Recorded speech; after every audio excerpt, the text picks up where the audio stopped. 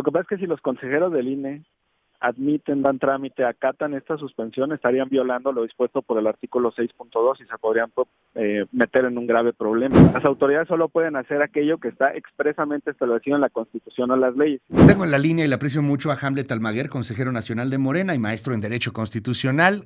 Y bueno, pues además uno de los que más conocen en este país sobre la reforma y sobre el cambio que viene en materia judicial. Gracias, Hamlet, por tomarme la llamada. Buen día, ¿cómo estás? Buen día, Luis, gusto saludarte y a toda la audiencia de MBS. A tus órdenes. ¿Cómo ves esto? Estamos frente a lo que puede llegar a ser una crisis constitucional. Nos explicaba hace un momento el abogado constitucionalista Javier Martín Reyes que esto es simplemente una consulta, que en algún momento sí podría escalar el tema en la Corte, pero pues estamos en medio de una polémica importante. ¿Qué ves tú en la 4T? Sí, bueno, primero decir, el artículo 6.2 de la Ley General del Sistema de Medios de Impugnación en materia electoral, que es la norma que regula los procedimientos de impugnación relacionados con todas las elecciones, establece que en materia electoral no hay suspensión. Entonces, justo hay un debate en torno a los límites de los jueces en materia administrativa o laboral o mixta que están emitiendo suspensiones y que están invadiendo las facultades de atribución que son exclusivas de la Sala Superior. Por esa razón, desde nuestra perspectiva, pues el INE no tendría que acatar ninguna de estas suspensiones porque los jueces están excediendo su materia y el artículo 6.2 de esta ley establece que en materia electoral no hay suspensión. ¿Puedo detenerte ahí, perdón, sí. por un momento, porque creo que es buen momento para aprovechar esta pregunta?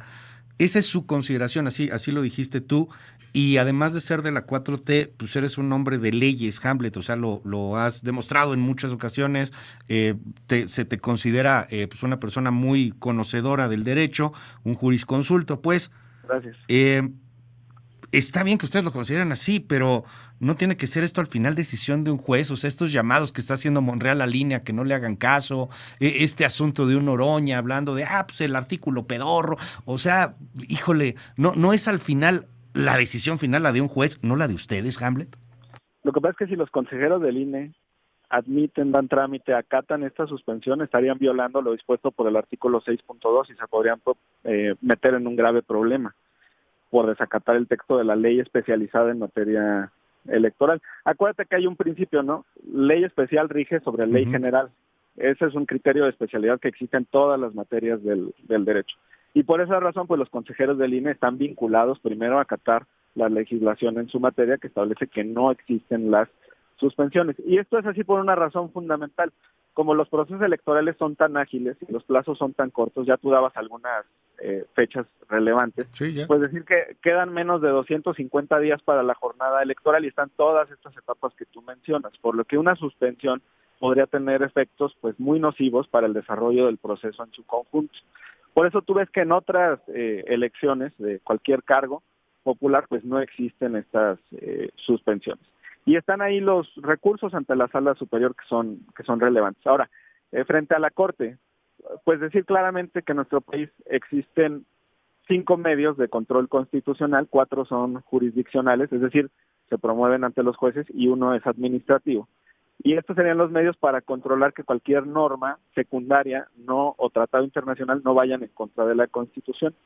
Y son los siguientes: el amparo. El artículo 61, fracción primera de la Ley de Amparo, establece que no es procedente cuando se trata de reformas constitucionales. Y luego está la controversia constitucional. Este es un mecanismo cuando una autoridad invade las competencias de atribuciones de otros, la federación de un municipio, un estado de un municipio de la federación, etc.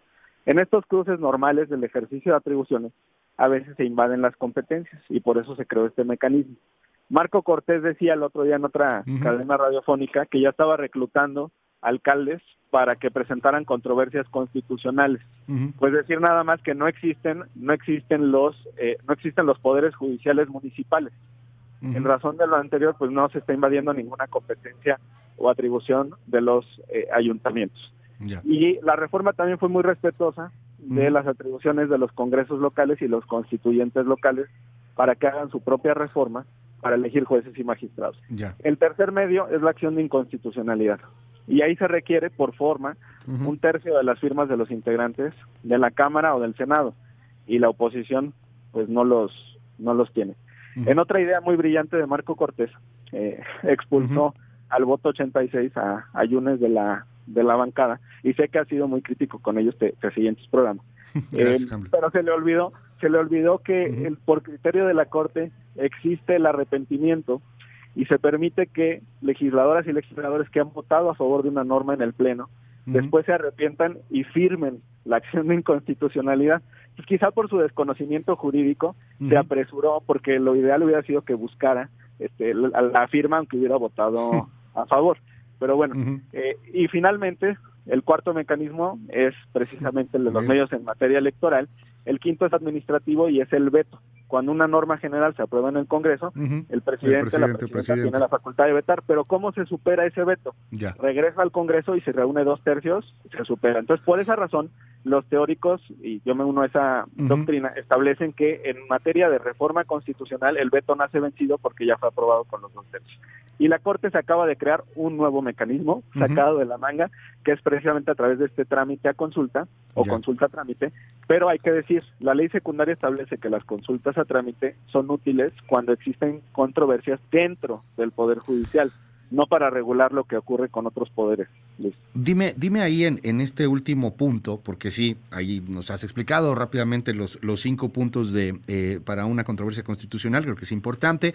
El tema de Yunes yo no lo tenía en el radar, por cierto, sí, con todo y todo, digo, claramente ya es más de ustedes que del PAN, pero con todo y que un senador o el diputado vote en contra o a favor de una ley en una controversia, sí puedo decir, oye, me arrepentí, perdón, fue un mal momento, o sea, digo, ya no creo que se dé ese caso de cualquier manera, pero es interesante tenerlo en el radar por la doctrina y por la teoría. Suponiendo que este sexto punto, ya sé que no es legal y todo el tema, pero que la Corte avance. Ahorita es una consulta, pues, pero que avance y que esto se declare inconstitucional por algún lado en la Suprema Corte. Yo no veo a nadie acatando esto, no veo a la Fiscalía emitiendo órdenes de aprehensión contra quien no lo acate. O sea, al final, pues tienen ustedes todo ese poder, Hamlet. ¿Qué pasaría? O sea, y te lo pregunto como el jurisconsulto que eres. ¿Es la Corte dando una orden y los otros poderes, el legislativo y el ejecutivo, pues desconociendo por completo esa orden? ¿No sería mejor ya disolver la Corte? No, pues es que hay varios principios aquí que están en juego. Mira, primero, el principio de legalidad. Las autoridades solo pueden hacer aquello que está expresamente establecido en la Constitución o las leyes, y por eso quise hacer toda esta remembranza de los mecanismos y finalizar con lo que establece la Ley Orgánica del Poder Judicial Federal. Estas consultas a trámite son para dirimir controversias internas del Poder Judicial, no para juzgar actos de otros poderes y mucho menos una reforma constitucional. Entonces, de fondo, estos actos que está desarrollando la Corte, pues parten del ejercicio de una atribución que no tienen, y esto en doctrina administrativa del acto administrativo se denomina como actos derivados de actos nulos. Pues si el acto primigenio, si el primer acto es nulo, todos los que derivan de él también lo son por consecuencia, se caen como fichas de dominó. Hamlet, vamos a seguir muy de cerca este asunto. Te aprecio que nos hayas regalado estos minutos aquí en MBS.